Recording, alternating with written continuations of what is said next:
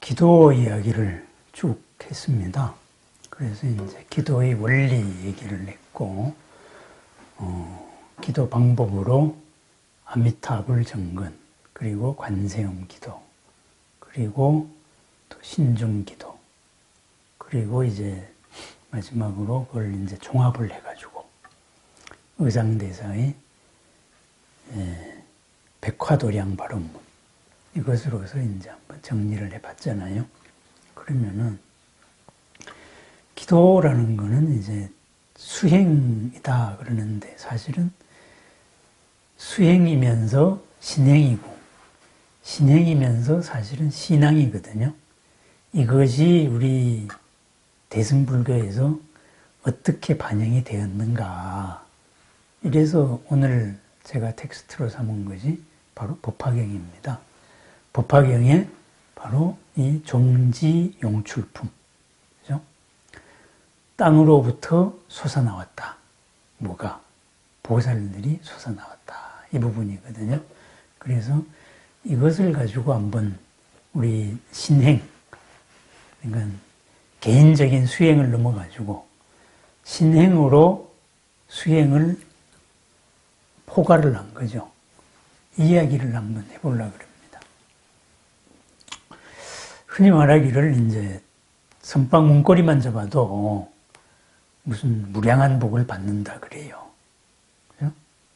그러면 그 이유에 대해 가지고 한번 합당한 설명을 들어본 적이 있습니까? 선방 문고리 잡으면은 왜 무한한 복을 받는가?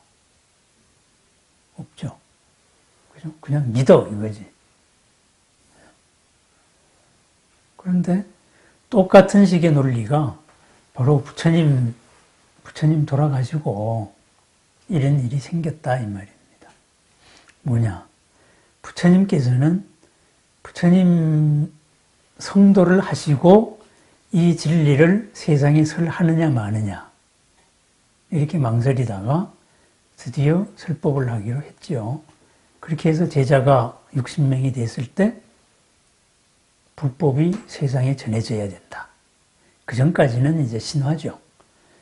뭐 천신들이 권청을 한 거니까 진리를 설해 주소서 세상을 위해서. 그건 천신들의 얘기고 부처님 입으로 이 불법이 세상에 전해져야 되는 것은 많은 사람들이 이익을 위하여 이로움, 유익함, 진정한 이익이죠. 그리고 많은 사람들이 안락, 평안함이죠. 밖으로 이롭고 안으로 마음이 평안하고 그리고 우리는 깨달았으니까 그러니까 올가미에서 벗어났다 그랬잖아요. 올가미에서 벗어난 깨달은 존재니까 세상을 연민히 여기 때문에 세상을 사랑하기 때문에 이 진리를 설해야 된다 그랬습니다. 그럼 불법이 세상에 존재하는 것은 누구나 유익하고 누구나 마음이 평화롭고 그리고 서로 사랑하기 위해서입니다. 진리의 본래 모습이 그랬습니다. 부처님이 깨달으신 분이 그렇게 말했고 그렇게 사셨단 말이에요. 임금이 부처님한테 귀의해가지고 부처님이 부탁하면 뭐든지 다 들어줄 수 있었어요. 그죠? 그리고 이제 기수급고도건. 그죠? 장사하는 사람은 부처님 처소를 마련하기 위해 가지고 금으로 막 땅을 깔아가지고 샀단 말이에요. 그렇다면은 부처님이 내가 뭘 하고 싶다 이랬으면 다 들어줬을 거예요. 임금에서부터 밑에까지. 그런데 부처님은 그냥 숲에서 사셨고 그리고 닭발 계속 했고 그리고 정사로 표현되는 숲이죠. 그 집이죠. 얼기설결근 집이지. 이 집에서 산 거는 45년 부처님 삶 가운데 부처님으로 산 45년 가운데 한 반 정도를 그렇게 사신 걸로 돼 있어요. 나머지는 다 길 위에서 살았어요. 그럼 한번 반대로 한번 따져보십시다. 우리가 누가 당신을 세상에서 제일 존경하겠다 이렇게 해서 대통령도 존경하고 누구도 다 존경하는데 딱 한 가지 조건이 있다. 당신 계속 이제 옷세벌 가지고 길바닥에서만 살아. 얻어먹고 살아 그럼 그거 좋아할 사람이 있겠습니까? 그런 식입니다. 근데 부처님은 그렇게 사셨거든요. 그게 뭐냐? 그게 바로 연민입니다. 그리고 한 곳에 머물지 않고 계속 사람들한테 이익을 줬단 말이죠. 그래서 부처님 이름입니다. 부처님이 철학자가 아니고 신앙으로서 그 당시부터 신앙이었다 이거예요. 전륜성왕이 사회적으로 정치적으로 세상을 평화롭게 할 수 있는 사람이면은 부처님은 붓다라는 말은 전륜성왕을 넘어서 구세주였다 이 말이었죠. 그리고 구세주 대접을 받았어요. 그런데 이 부처님은 제가자들한테도 설법을 하셨고 출가자들한테도 설법을 했단 말이죠. 그런데 경전으로 후대에 남은 것은 출가자들한테 한 것이 거의 다 남았다 이거죠. 출가자들한테. 그래서 출가자들이 자기들이 들은 거 해서 이제 경전을 결집할 때도 맨 처음에 결집한 게 뭐냐 하면은 율장이에요. 부처님 가르침 중에 계율에 대한 이거부터 문제. 우리끼리 어떻게 살 건가? 일반 사람들은 관심이 아니었어요. 이렇게 되고 그 다음번에 한 200년 동안에 어떤 일이 벌어졌느냐. 부처님은 이러이러한 말씀을 하셨는데 이러이러한 말씀을 해석을 할 수 있는 어떤 이제 기본 교리가 있어야 되겠다. 논리화를 시키는 작업을 했어요. 이러다가 보니까 나중에는 어떻게 되느냐. 부처님 말씀이라는 교과서가 있고 이 부처님 말씀을 해석하는 불교 교리라는 참고서가 있단 말이에요. 교과서 하나의 참고서는 수없이 많을 수가 있어요.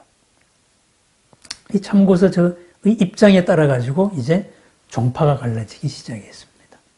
그런데 대승 이전의 거의 대부분의 종파에서는 뭐냐? 출가자 위주의 가르침이에요. 이렇다가 보니까 일반 삶보다도 깨달음이 뭐냐? 깨달으려면 어떻게 가야 되느냐? 무엇이 부처고 부처가 되려면 어떻게 가야 되느냐? 이걸 가지고 자기들끼리 논쟁을 하기 시작했어요. 이러다가 보니까 파가 한 20개 정도로 벌어진 거죠. 그럼 그런 게 있는가 하면은 부처님의 가르침을 직접 들은 제가자들도 있었을 것이고 부처님 돌아가시고 탑을 관리했던 부처님을 그리워하는 구세주로서 바라본 거죠. 수행자로서 바라본 부처님이 아니고 그러니까 출가 스님들은 수행자로서 바라보는 부처님입니다. 제가자들은 구세주로서 바라봤던 부처님입니다. 이렇게 해서 구세주로 바라봤던 부처님으로 바라보는 방법이 있었다 이거예요.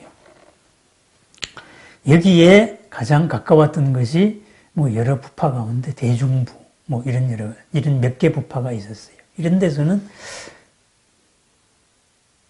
부처가 뭐냐 이런 핵심을 가지고 이제 한번 따져보기 시작했어요. 이렇다가 보니까 부처님에 대한 관점이 서로 달라지는 거라.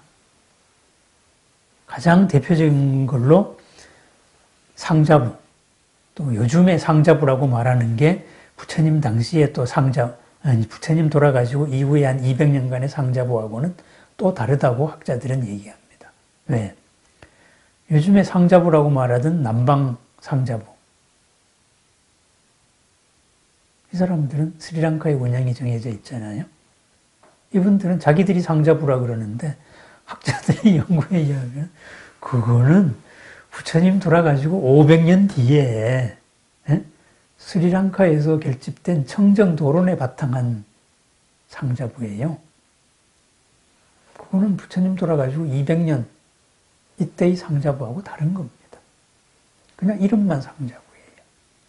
어쨌든 이쪽 상자부에서 주장하는 깨달음이라는 건 뭐냐. 윤회에서 벗어나기 때문에 회신멸지, 몸은 타버린 재같이 사라지고 그리고 이런 생각작용도 흔적 없이 사라진다. 그게 부처다. 그래서 윤회하지 않는다. 이렇게 되는 겁니다. 그래서 이 사람들은 이렇게 공부가 진행되면 7번 이 세상에 와야 되고 마지막으로는 한 번만 와야 되고 마지막엔 영원히 오지 않는다.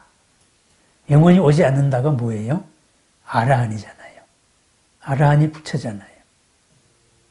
그러면은 열심히 부처님을 믿은 일반 사람들은 뭐가 돼요?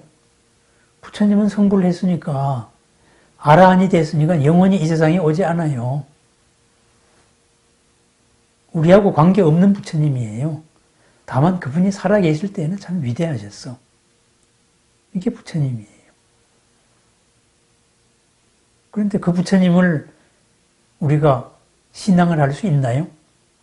오지 않는 부처님인데 이미 가고 끝났는데 그죠? 좀 이상하죠? 그런 부처님을 우리가 이렇게 이제 맨날 이렇게 절한다. 이상하잖아요. 이런 불교관이 있는 교파가 있고 또 하나는 우리가 예불을 할 때 믿듯이 삼계도사 사생자부 시아본사 서가모니 예불을 하잖아요. 삼계를 이끄시는 분이고 도사 사생을 사랑하는 모든 생명을 사랑하는 아버지 같은 부처님. 우리는 그렇게 부처님을 믿고 있단 말이죠. 그죠? 그래서 부처님을 믿으니까 우리는 어려움이 있으면 부처님한테 기도를 하는 거예요. 예불을 하는 거예요. 그죠? 그럼 뭐예요? 가서 오지 않는 부처님이 아니잖아요. 지금 우리하고 관계가 있는 부처님이잖아요. 그죠? 오지 않는 부처님한테 우리가 뭐하러 기도를 합니까? 허공에 대고 하는 거지. 근데 눈앞에 부처님이 계시다라고 보는 거예요. 이런 부처관이 있다 이거죠. 그러면은 이런 부처관이 부처라는 거는 그렇다. 그래서 영원한 부처님 개념이 되는 겁니다. 그래서 영원히 부처님은 항상 있기 때문에 우리는 그 부처님을 따라야 되고 그리고 그 부처님하고 관계를 끝없이 갖는다. 이런 불교가 있어요. 이것이 대승불교라 그럽니다. 흔히 이제 소대승을 구별하면은. 그러면 이 대승도 어떻게 보면은 사실은 부처님 당시의 일반 사람들도 다 그렇게 믿었을 거예요. 왜? 저분은 부처님이니까 일반 사람들이 글자도 모르고 말도 모르고 이러는데 부처다 해가지고선 우 가가지고 임금도 가서 절하고 이것도 절하고 다 절하고 그리고 음식도 갖다 바치고 이럴 때는 당신이 위대하기 때문에 내가 갖다 바친다. 그런 게 어디 있어요? 자기한테 이익이 있다고 믿으니까 갖다 주는 거잖아요. 그죠? 그러니까 불교가 신앙으로서의 불교는 처음부터 있었다. 이런 겁니다. 처음부터. 부처님이라는 말부터가 사실은 신앙이었다. 이겁니다. 이러한 신앙, 이것이 바로 기도입니다. 기도의 원리입니다. 부처님은 영원히 사라진 게 아니다. 항상 우리하고 함께 있다. 우리들을 이끄시는 분이다. 이겁니다. 이것을 바로 경전 성립에서 법화경을 성립했던 종파에서는 이 종지용출품 앞에 쭉 설명을 한 게 뭡니까? 모든 사람은, 모든 생명은 하나로서 전부 다 부처님이 될 수 있는 성품을 가지고 있다. 누구나 또 부처가 되어야 된다. 그런데 그 부처가 뭐냐? 여기에 따라 가지고 확연히 갈라진단 말이에요. 앞에서 소승이다. 말했을 때는 이 소승은 혼자서 깨닫고 게임 셋 끝나는 거. 아라한이 돼서 다시는 이 세상에 안 올 거야.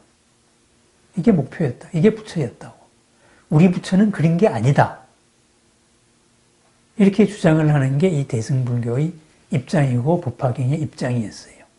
그래서 이 법화경은 이 세상을 그러한 무상, 고, 무아 요 글자에만 집착해가지고 이렇게 바라보지 말고 있는 그대로 한번 바라보자. 이 세상에 과연 부처가 있느냐 없느냐 이런 거. 있다 이거예요. 그러면은 부처님 깨달을 때도 보면은 이 세상에 있는 그대로를 봤단 말이에요.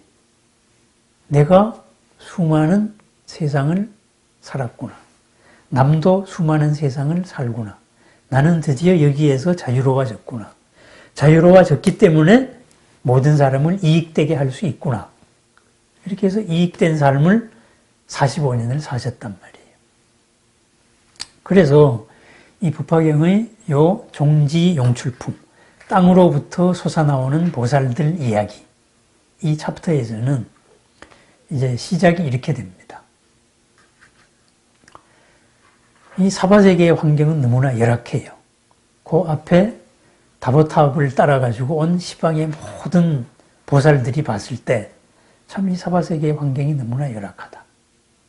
이렇게 해서 서가모니 부처님한테 다보부를 하고 서가모니 부처님이 같이 앉았잖아요. 그 앞에서 서가모니 부처님한테 얘기를 합니다. 이 사바세계에서 이 흰 연꽃과 같은 가르침을, 참다운 삶은 진흙밭에 있어도 흰 연꽃을 피워내는 그런 삶이다. 이 가르침을 우리들이 지키겠습니다. 우리들이 이것을 지키고 유지하겠습니다. 이렇게 수많은 외계에서 온 보살들이 얘기를 해요. 그랬을 때 서가모니 부처님이 그럴 필요가 없다. 이렇게 말합니다. 우리가 이상하잖아요. 아니, 사바세계에서 지금 이러한 불법이 비방받고 있는 판국인데 어떻게 이 세상이 지켜집니까? 그러니까 진리를 어떻게 지키느냐. 이랬을 때 바로 서가모니 부처님이 그 말이 끝나자마자 땅 속에서 수많은 보살들이 솟아올랐다. 이게 이제 이 종지용출품의 내용입니다. 그럼 여기에서 누가 이 일불성이라는 하나의 부처님으로 가는 오직 한 가지의 길만이 있다. 부처가 되어야 된다는 한 길이 있다. 이 진리를 지켜나가겠는가. 그래서 우리들이 지킨다 했을 때 아니다. 지킬 사람 따로 있다. 부처님이 이렇게 말해요. 그럼 여기서 진리라는 게 뭔가 한번 생각해 봐요. 진리는 만드는 게 진리가 아닙니다. 있는 그대로의 이치입니다. 참다운 있는 그대로입니다. 그래서 부처님도 지금까지 보이지 않던 거를 있는 그대로 봤다 이거예요. 있는 그대로 본다를 뭐예요? 여실지견이라 그러잖아요. 여실지견. 근데 우리는 여실지견으로 안 보잖아요. 있는 그대로가 있는 그대로 안 보여요. 왜? 우리들의 어떤 전제에 의해 가지고, 욕심에 의해 가지고 바라봅니다. 그래서 그것을 전도몽상이라 그래요. 뒤집혀진 꿈결 같은 생각들, 이런 것으로서 바라진단 말이죠. 그러다가 나중에 그 조건이 다 차면은 아이고 쏘갔구나 이렇게 되는 겁니다. 어떤 전제를 가지고 색깔의 프리즘을 가지고 바라보기 때문에 안 보이는 거예요. 여기에 우리가 연기라는 이치, 모든 것은 조건과 조건의 결합으로서 이루어져 흘러가고 변화하는 과정으로서 있다. 이거를 안 보면은 어떻게 되겠어요? 여기에 내가 이런 물건을 가지고 있다. 아니면 내가 무엇을 이루었다. 그죠? 이루었으니까 이룬 게 영원하기를 바라잖아요. 그죠? 근데 이룬 것이 영원하지 않고 또 조건에 의해서 바뀔 거 아닙니까? 애가 어른되고. 그러니까는 허망하잖아요. 괴로움이 싹 튼단 말이죠. 그건 뭐냐? 만약에 모든 게 영원하다 그러면은 자기는 뭔가를 이룰 수가 없지. 그죠? 한 번 지배자는 영원한 지배자고, 한 번 부자는 영원한 부자고, 예? 세상에 바뀔 게 하나도 없어요. 희망이 없단 말이죠. 그런데 사실은 인연에 의해 가지고 연기적인 조건으로 있기 때문에 지금의 나는 이렇지만은 내가 무엇으로도 바뀔 수가 있는 겁니다. 내가 가난한 사람도 조건을 바꿈으로써 부자가 될 수 있는 거고, 밑바닥에 있던 사람도 상층부로 올라갈 수 있는 거예요. 마찬가지로 조건을 못 맞추면 위에도 떨어질 수 있는 거예요. 이 인연법이기 때문에 세상은 정말 희망이 있는 거거든요. 이게 있는 그대로인데 개구리가 올챙이적 생각 못한다고 뭔가가 이루어지고 나면은 이거는 당연한 거야. 에? 내가 뭔가를 이룬 거는 당연한 거니까 하고 이 당연한 게 깨지면은 억울하다라고 주장을 한다고. 그게 전도몽상입니다. 그 전도몽상의 바탕, 거꾸로 생각하는 바탕에 뭐가 있느냐. 우리가 욕심세계를 살고 있으니까 자기의 욕망이 있는 거예요. 이해관계가 있는 거예요. 그리고 자기 업대로 생각하는 거예요. 지 기준대로 세상을 생각하는 겁니다. 지 기준대로. 누가 아라고 말하면은 뭐 때문에 그렇다. 자기 식으로 생각한단 말이에요. 뭐 유머에 그런 말 있잖아요. 학교에서 애들이 싸운다. 그러면은 법대 교수 같으면은 너희들 그러면은 법모에 의해 가지고 벌을 받는다. 이렇게 말할 거고. 에? 교육학자 같으면은 우리가 어떻게 잘못 가르칠래 저것들이 저지랄을 하고 싸울까? 이렇게 할 거고. 에? 물리학자 같으면은 야 조금 더 쳐. 어떻게 치면은 더 어떻게 더 충격이 될 수 있어. 뭐 물리학적으로 얘기할 수도 있겠고. 막말로 말해가지고 저것들은 뭘 먹고 컸길래 저렇게 쌈박질을 할까? 이렇게 생각하는 사람도 있을 수 있는 거예요. 우리가 사회적으로 어떤 문제가 하나 났을 때 각 분야의 전문가가 나와가지고 해법이 다 다르잖아요. 이것을 가지고 어떻게 애를 키워야 되겠다, 법은 어떻게 해야 되겠다, 그게 아니다. 다 해법이 다른 거예요. 그게 편개소집성이에요. 있는 그대로가 아니라 어떤 기준에 의해 가지고 사는 거예요.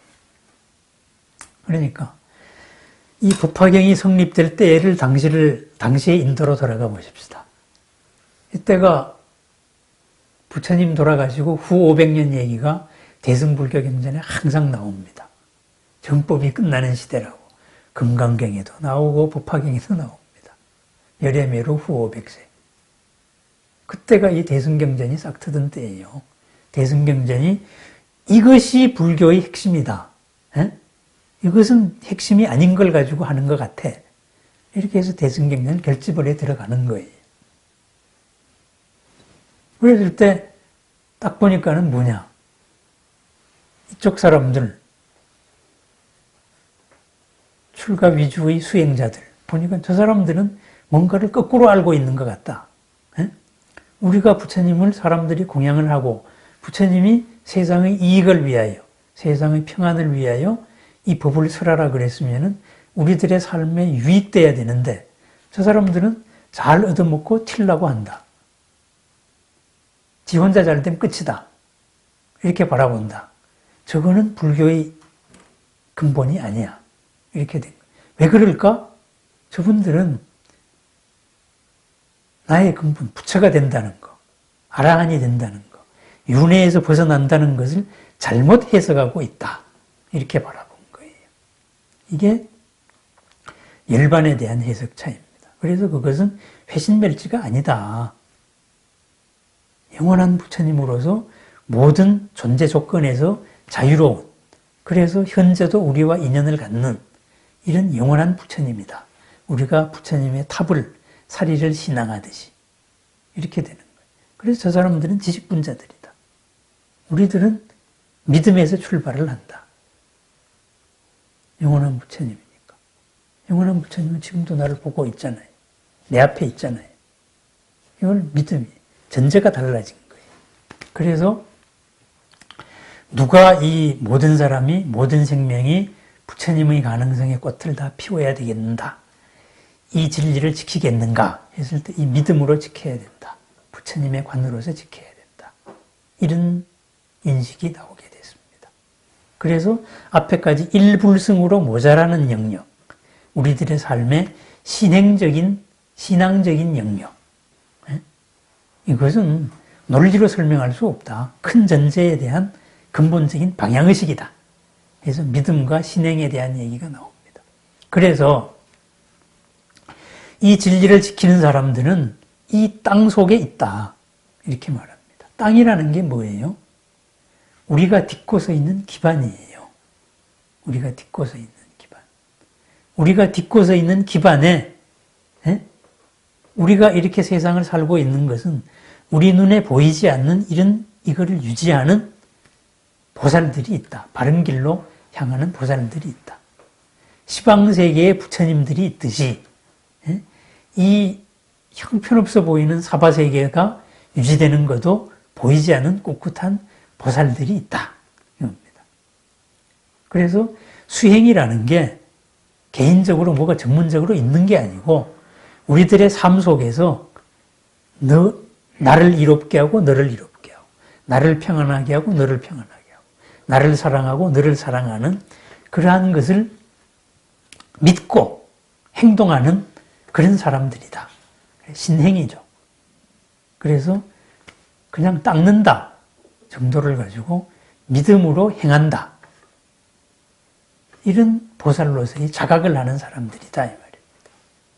그러니까 이런 사람들은 구체적으로 세상을 살아나가는 것을 진리로서 살아나갑니다. 그런데 그냥 수행한다 하는 사람들은 수행의 관념으로서 그냥 진리를 포장할 뿐이에요. 수행의 단계는 이런 거야. 아라한의 사다함의 단계는 이렇고 수다원의 단계는 이렇고 아나함의 단계는 이렇고 이러는데 이러이러함에 따라 가지고 니들은 이렇고 우린 이렇고 우린 이제 아라한 되면은 영원히 빠이빠이 하고 끝날 거야. 뭐 이런 거. 그런 거 아니다 이거예요. 그래서 이런 지용보살, 땅속에서 보살. 그럼 말은 뭐예요? 땅속에 머무르고 있는 보살들이잖아요. 이거에 의해 가지고 진리가 지켜진다. 바로 법화경이라는 진리가 지켜진다. 부처님이 영원히 있다는 진리가 지켜진다. 누구나 부처가 되어야 된다는 진리가 지켜진다. 그랬습니다. 그러면은 이러한 진리를 지키는 보살들, 깨달음으로 향하는 님들은 있는 곳이 어디냐 했을 때 경전의 표현은 사바세계 땅 밑의 허공에 있었다. 이렇게 말. 허공에서 솟아올랐다. 그래요. 말이 이상하잖아요.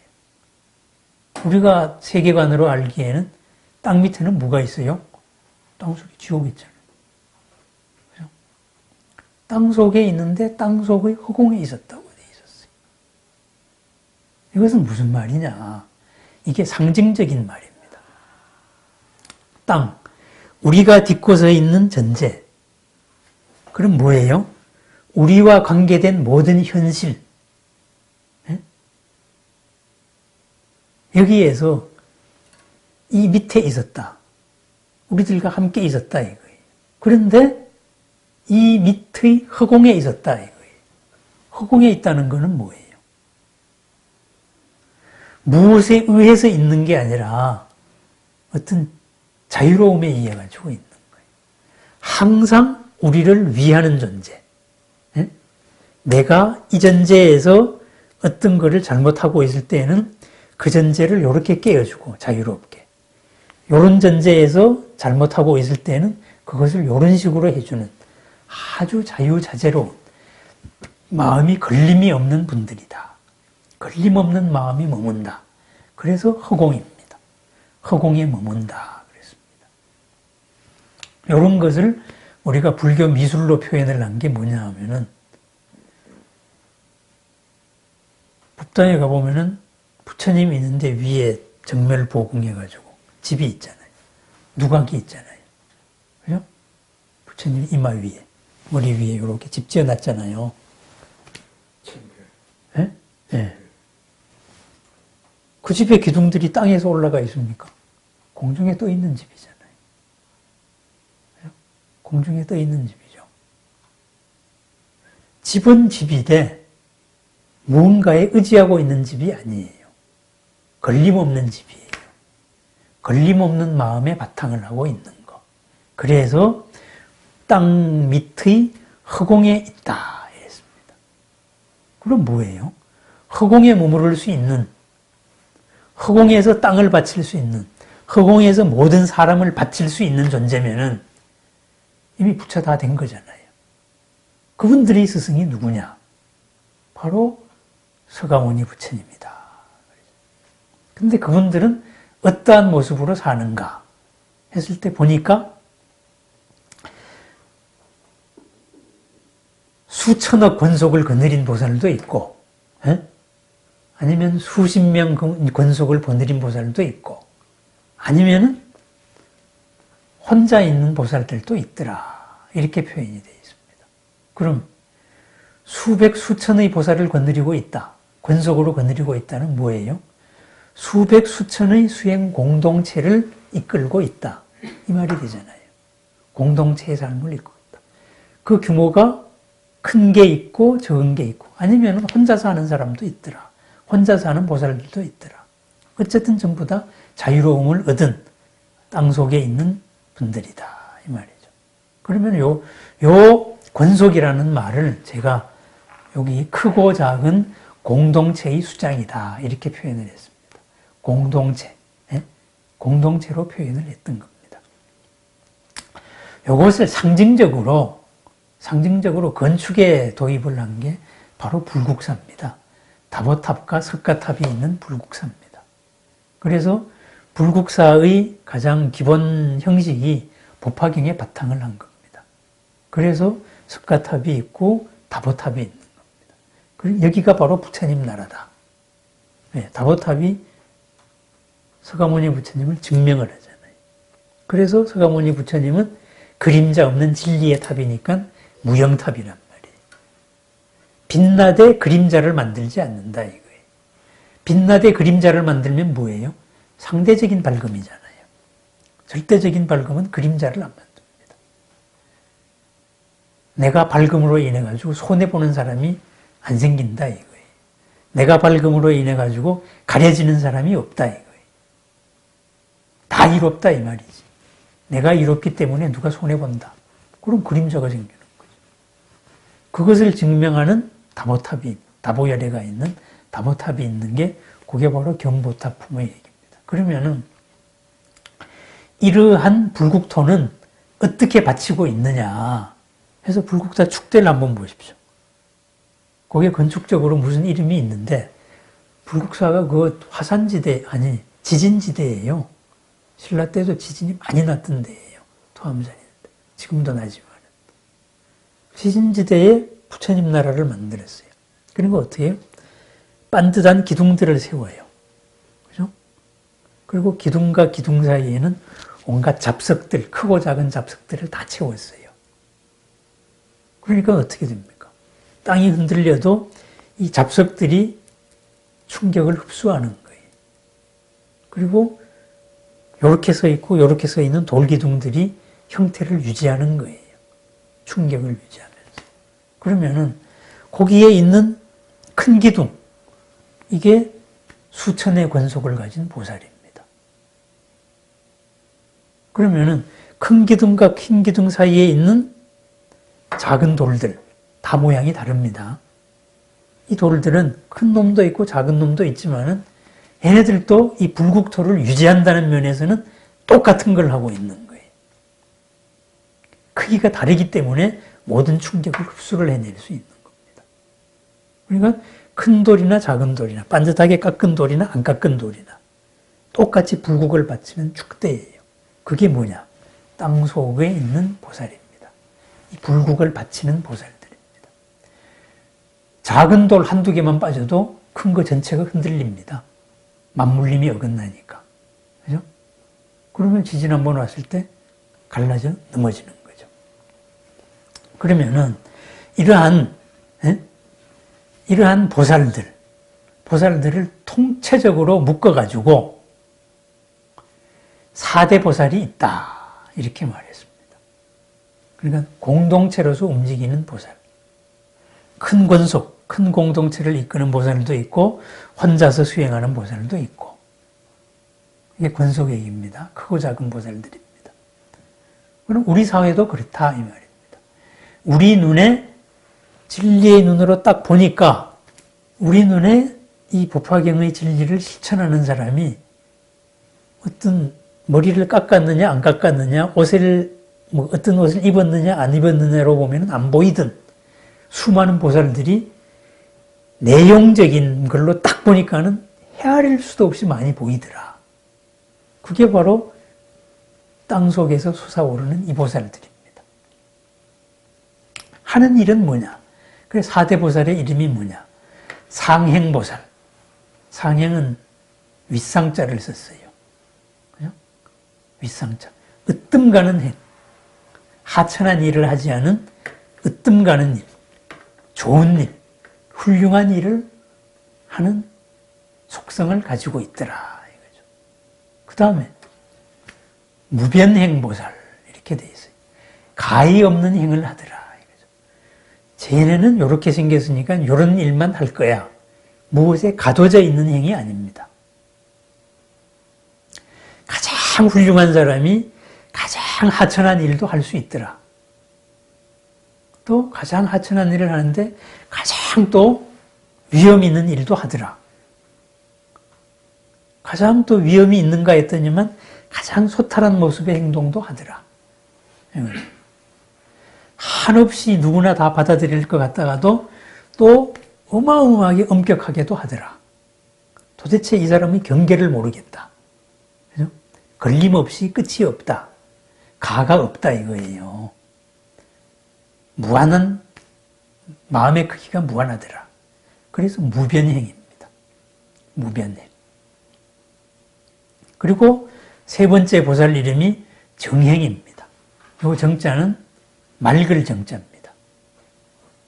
항상 맑은 행을 하더라. 맑은 행은 뭐예요? 맑음의 반대는 뭡니까? 탁함이잖아요. 탁한 거는 뭐예요? 꼼수가 있는 거죠. 꼼수가. 에? 꼼수 없는 표와 리가 하나인, 에?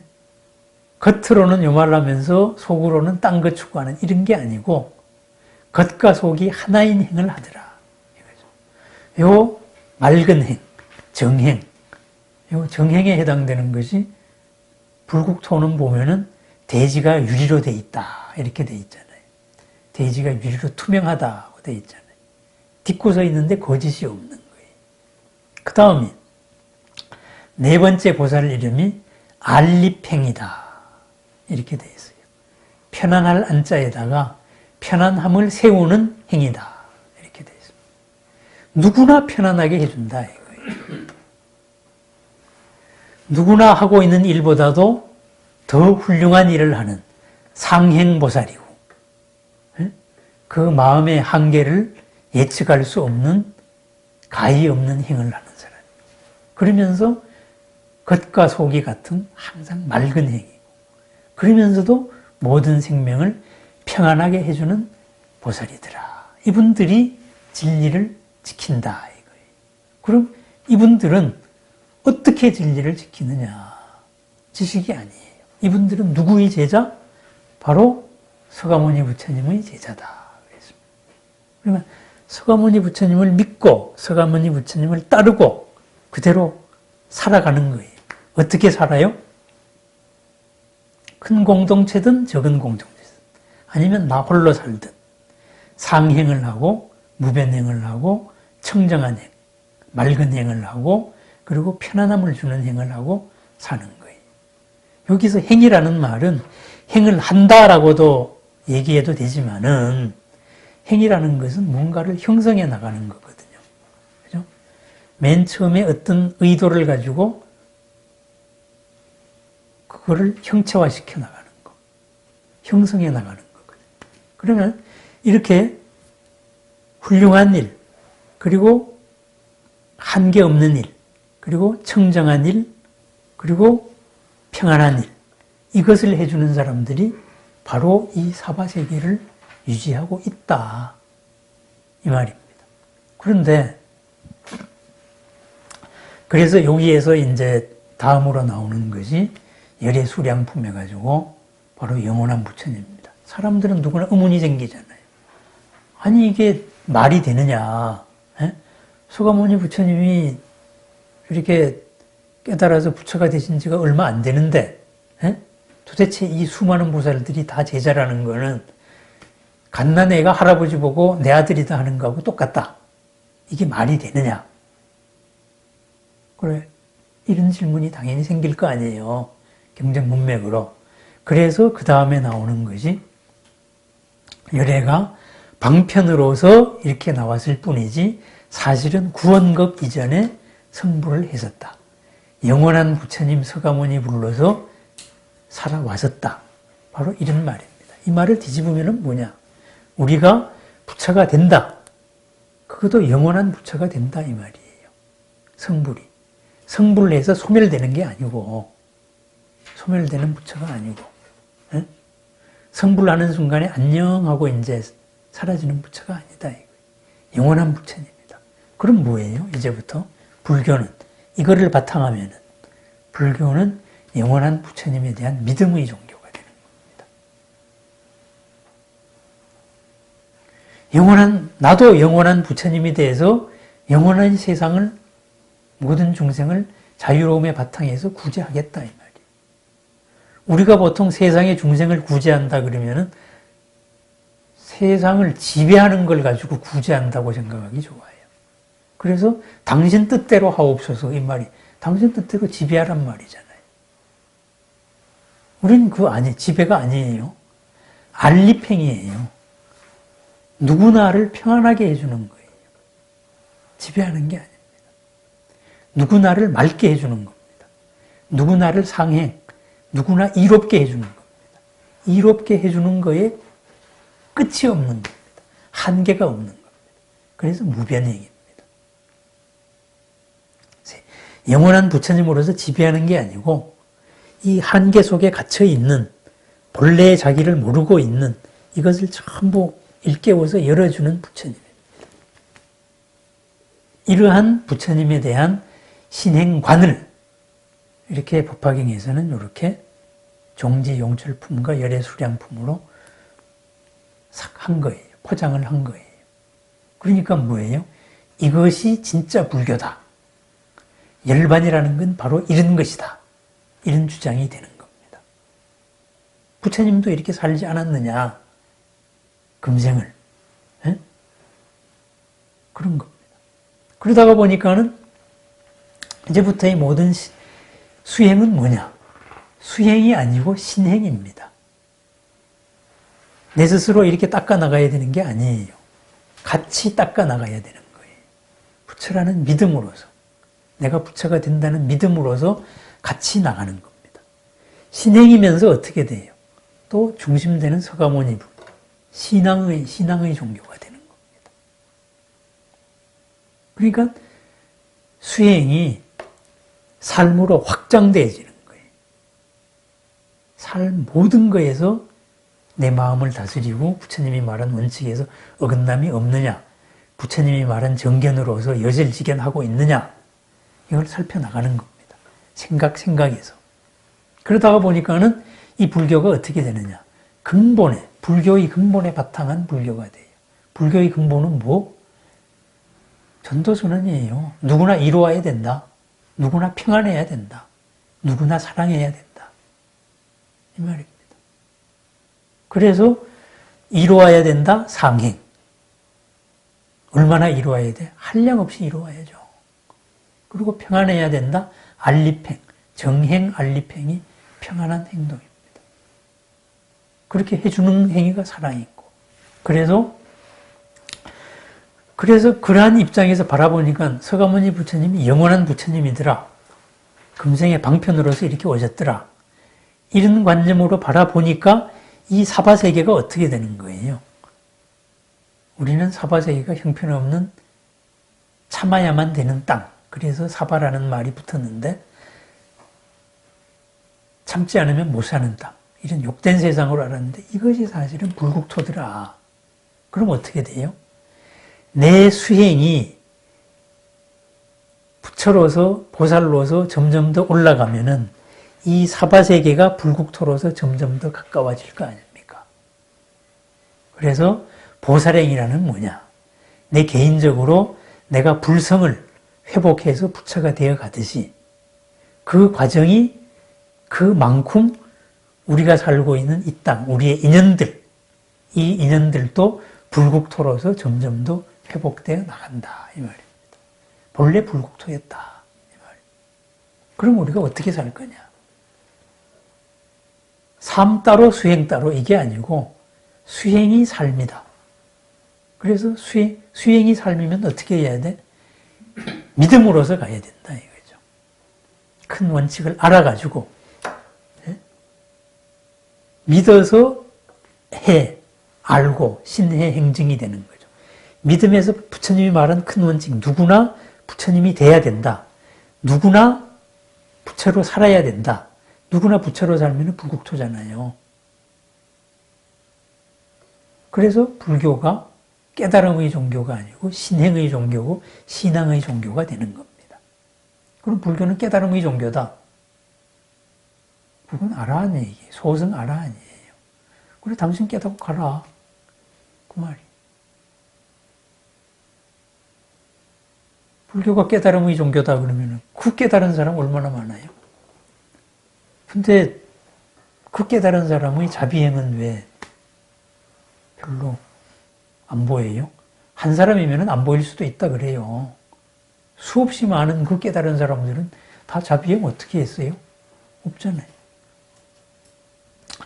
불교와 힌두교는 사실은 사상적으로 나중에 이게 힌두교가 불교를 뺏겨 먹었기 때문에 불교 교리가 힌두교에 다 들어갔어요. 그래서 논리적으로, 철학적으로 힌두교와 불교는 구별하기가 힘들어요. 그런데 명확하게 힌두교와 불교를 구별할 수 있는 게 있어요. 뭐냐? 그 고상한 철학을 가지고 현실적으로 자기 기득권을 지키는 종교는 힌두교예요. 그렇게 고상한 종교가 니는 브라만 발바닥에서 태어났으니까 영원히 불가촉 천민으로 살아. 건방지게 우리하고 맞먹으려고 하지 마. 이거를 인정하면은 힌두교예요. 그렇지 않다. 에? 당신과 나는 근본에서 차이가 없다. 현재 역할의 차이가 있을 뿐이다. 신분의 해방, 기득권을 인정 안 하는 거예요. 이러면 불교예요. 결국은 고상한 철학이 자기들의 기득권과 욕심을 포장해버리면 그게 힌두교예요. 그러면은 우리도 불교가 저번에 제가 잠깐 의상대사 얘기했지만은 우리도 불교가 살아있었을 때가 불교로 살아있었을 때가 그냥 신라까지예요. 의상은 말했거든요. 부석사 짓고 절을 유지하기 위해 가지고 땅은 받을 수 있어도 노비는 못 받는다. 평등법이니까. 근데 고려 이후에 어떻게 돼요? 국교가 된 다음에 절마다 노비를 가지고 절마다 부자가 되잖아요. 그럼 수행자가 신분 질서가 되잖아요. 응? 아니 남들 보고 욕심 부리라 그러면서 자기들은 왜 노비를 갖냐고. 그건 불교가 아니죠. 힌두교죠. 이거는 법화계에서 말하는 훌륭한 일, 상행도 아니고 가히 없는 행도 아니고 맑은 행도 아니고 평안함을 주는 것도 아니에요. 바로 그런 겁니다. 그럼 그게 힌두교하고 같아요. 그러다가 보니까 뭐 이렇게 혼자서 마음을 깨치네. 논리적으로 보면 힌두교도 똑같은 얘기를 해요. 그리고 자기들은 자기들 기득권 질서로 살아요. 그러면은 정말로 불교를 제일 싫어하는 종교가 진짜 근본 불교를 싫어하는 게 뭐겠어요? 기득권에 바탕한 양반 질서죠. 겉으로는 뭐 인의 예오지신 해가지고서는 사이좋게 살자 그래 놓고 가장 세계 노예 제도 사상 가장 악랄했던 나라가 고려하고 바로 조선입니다. 오죽했으면은 몽골 제국에서 와가지고도 고려 보고 노예 제도, 종 제도 좀 고쳐라. 에? 너무하지 않느냐. 이렇게 했어요. 그걸 악랄하게 이어받은 종교가 양반사회입니다. 조선조 중기까지도 우리 인구의 70%가 종이었어요. 그 종의 바탕을 해가지고 이제 그 위에서 공자왈, 맹자왈, 고상한 철학을 이쁘게 떠든 거라. 이건 우리 불교로 볼 때는 웃기는 종교예요, 그건. 그럼 포장이에요. 그래서 제가 이게 진리를 포장하는 사람들, 욕심을 위해서. 이 법화경도 법화경 성립될 때 이 소승 수행자들을 그렇게 봤던 겁니다. 그래서 이것이 불교다. 이렇게 해서 법화경이 나온 겁니다. 그래, 이제 뭐 이런 얘기는 저거고, 그래, 다시 이제 처음으로 요약을 하겠습니다. 이 이야기가 우리가 기도 얘기를 올해부터 쭉 제가 기도 얘기를 했잖아요. 결국은 우리는 부처인데 아직 부처가 못 됐고 부처가 되기 위한 조건을 못 갖추고 있어요. 되고 싶어요. 부처가 되고 싶다는 건 뭐? 나도 이롭고 남도 이롭고 나도 편안하고 남도 편안하고 나도 한계가 없고 너도 한계가 없고 나도 맑고 너도 맑고 이런 현재의 나의 한계를 다 깨트리고 이거를 넘어선 큰 나로서 살고 싶다. 이게 부처님이다. 이걸 이렇게 믿는 거예요. 그리고 그러한 부처님은 부처님 가르침 속에 있다. 그래서 현재 우리 눈앞에도 있다. 법신으로서 존재한다. 그리고 우리의 기도에 따라 가지고 가끔 채널을 열어준다. 화신으로서 우리한테 보여준다. 그죠? 그러면은 부처님한테 보이는 거, 부처님 거울 속에서 보였던 거, 내 거울에서도 보인다. 이러면 내가 기도 가피를 받는 거예요. 그래서 수행이 신행이고, 신행이 신앙이고, 신행이 바로 기도다. 이 말씀을 하기 위해 가지고 제가요, 그것을 법화경에서는 어떤 식으로 정립했느냐. 이래서 종지 용칠품을 말하는 거예요. 당장 내가 딛고 서 있는 오늘에 부닥치고 있는 현실, 그게 내가 딛고 서 있는 땅이에요. 여기에서 한계가 있을 때 이 한계를 어떻게 나도 이롭고 당신도 이롭고 나도 평안하고 당신도 평안하게 풀 건가? 그걸 풀어줄 보살이 있는 거예요. 지용보살이. 그 보살이 땅속에서 내 앞에 안 나타난 거일 뿐이에요.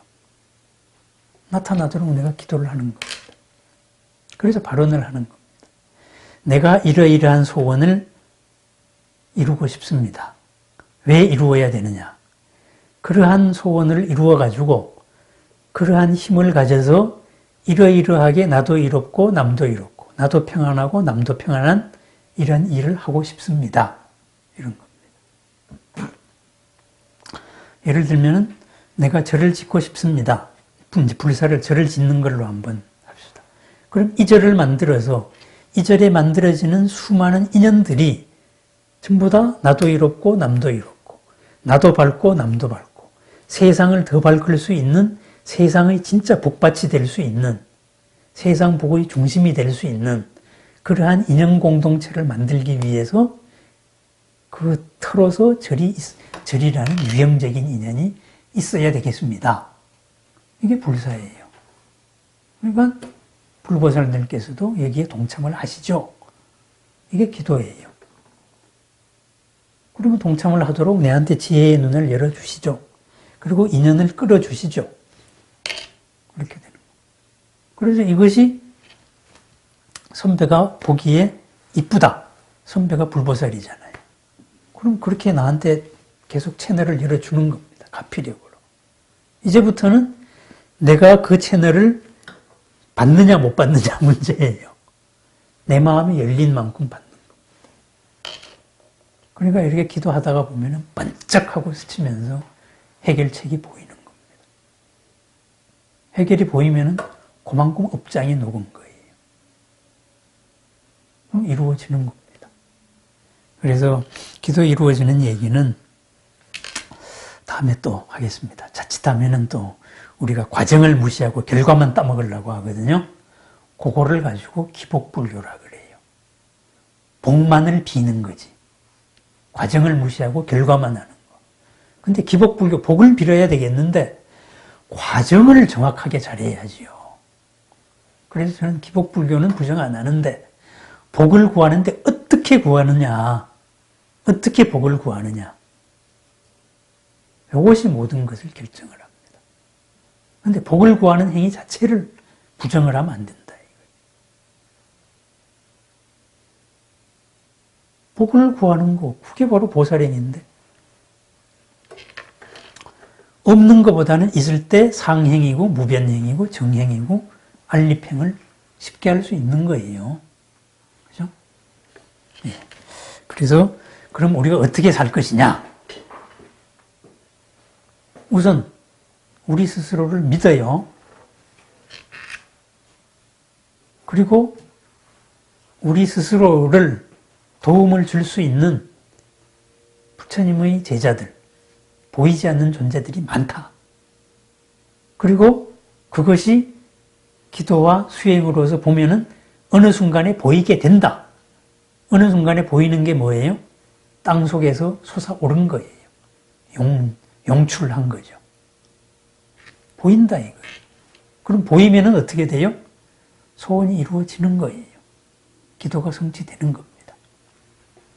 그래서 이런 신앙, 신행, 수행과 신행과 신앙, 이것이 바로 있는 그대로의 세상의 모습입니다. 그게 실상입니다. 그래서 법화경에다가 실상묘법 연화경 이런 식으로도 붙입니다. 있는 그대로를, 실상을 우리는 실상 그대로 안 보고 내 식으로 봐요. 그런 기도는 이루어지지 않습니다. 이루어져도 뒤탈이 크게 납니다. 뒤탈이. 나중에 계산해 보면은 총체적으로 손해보는 게 됩니다. 예. 그래서 우리가 보살로서 열심히 기도하고 기도가 수행이라고 생각하고 잘 살자. 이것이 오늘의 요지입니다. 이것은 불교관 부처님에 대한 관점의 차이입니다. 여기에서, 요 관점에서 흔들리지 마시라. 바로 그 이야기입니다. 예, 감사합니다.